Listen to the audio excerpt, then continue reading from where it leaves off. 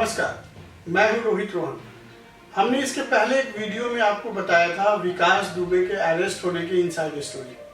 आज हम आपको बताएंगे विकास दुबे के इनकाउंटर की इनसाइड स्टोरी। तो विकास दुबे का चैप्टर क्लोज कर दिया यूपी पुलिस ने 4 गोली उसके सीने में डाल के। बट अब इस इनकाउंटर पे सोशल मीडिया पे, ट्विटर पे कई सारे सवाल भी उठ रहे हैं और कुछ लोग विकास दुबे के इस इनकाउंटर पे यूपी पुलिस को शाबाशी भी दे रहे हैं। कुछ लोगों ने फेसबुक पे मुझे भेजा भी कि यूपी पुलिस जिंदाबाद। वही कुछ बुद्धिजीवी इस पे सवाल भी उठा रहे हैं जिस तरीके से इनकाउंटर हुआ है। तो आइए आपको हम इस इनकाउंटर से जुड़े बहुत सारे ऐसे चीजें बताएंगे जिससे कि आपको पता चलेगा कि कैसे यूपी पुलिस इन सभी घटनाओं में संदेह के घेरे में है। कल एमपी पुलिस ने उज्जैन में विकास दुबे को अरेस्ट किया था और यूपी पुलिस के एसटीएफ को हैंडओवर कर दिया गया था। यहाँ तक की कहानी तो सबको मालूम है।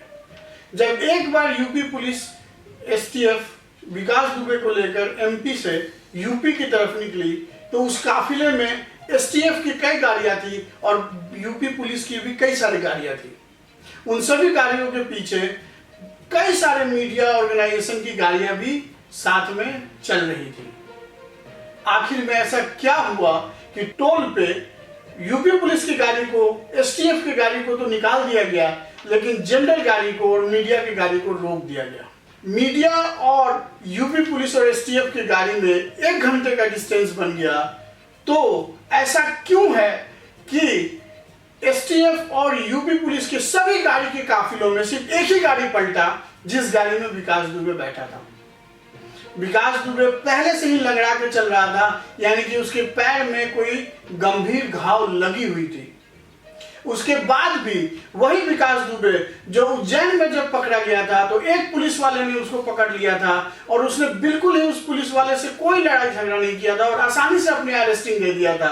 वही विकास दुबे यूपी में आने के बाद उसके अंदर इतनी एनर्जी आ जाती है कि वो एसटीएफ के जवानों से बंदूक छीन लेता है और अपने घायल पैर के होने के बावजूद भी 3 किलोमीटर तक बारिश के कीचड़ और मिट्टी में दौड़ता है और 3 किलोमीटर के बाद यूपी पुलिस फाइनली उसको 4 गोलियां मार के सुला देती है। जब उसका पोस्टमार्टम के लिए उसकी बॉडी को लाया जाता है तब भी उसको गोपनीय तरीके से ले जाया जाता है। मीडिया को बिल्कुल ही उसके कपड़े, उसके बॉडी को देखने नहीं दिया जाता है ताकि ये पता चले कि उसके शरीर में कोई कीचड़ का निशान था या नहीं था।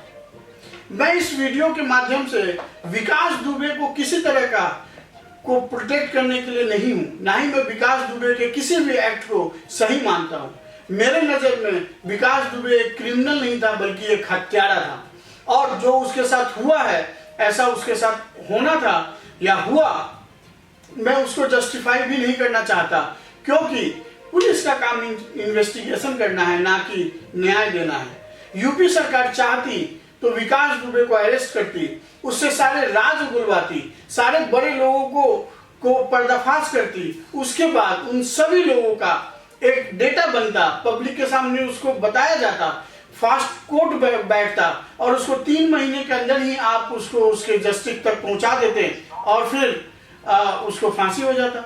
यह भी एक तरीका था। तो क्या यह तरीका ठीक है कि 8 पुलिस वालों को विकास दुबे ने मारा तो पुलिस वालों ने उसे मार के अपना बदला ले लिया? फिर तो ये यूपी के हर नागरिक पे अप्लाई होना चाहिए। अगर किसी के घर में चोरी हो तो सामने वाले के घर में चोरी कर ले, किसी के घर में बलात्कार हो तो सामने वाले का जिसने बलात्कार किया उसके फैमिली के साथ बलात्कार कर दे, किसी के घर में मर्डर हुआ तो सामने वाले के घर में जाकर मर्डर कर दे। क्या न्याय का यही सिद्धांत भारत में लागू होने वाला है? क्या यूपी पुलिस यही एक रास्ता दिखाना चाहती है पब्लिक को?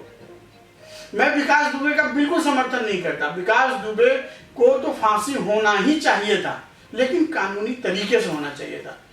अब ये एसटीएफ के जवान बोल रहे हैं कि गाड़ी एस्केप कर गई। गाड़ी एस्केप की तो वहां पे कोई एस्केप करने का निशान नहीं है।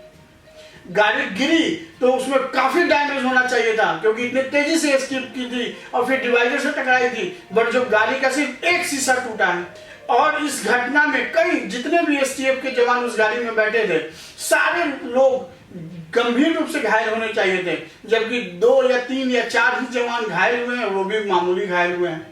और वो भी कैसे घायल हुए हैं वो तो आपको पता ही है कि इन्वेस्टिगेशन का मैटर है। यहाँ तक कि जो फॉरेंसिक वाले उस क्राइम स्पॉट पे पहुंचे, उन्होंने भी जैसे तैसे अपना काम करके वहां से निकल गए। और ऐसा क्या था कि जो गाड़ी एमपी से यूपी तक आराम से आई थी, वो यूपी में आने के बाद ही उसकी दुर्घटना घट गया।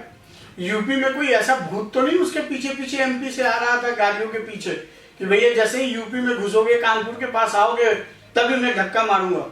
ये सब इन्वेस्टिगेशन का विषय है।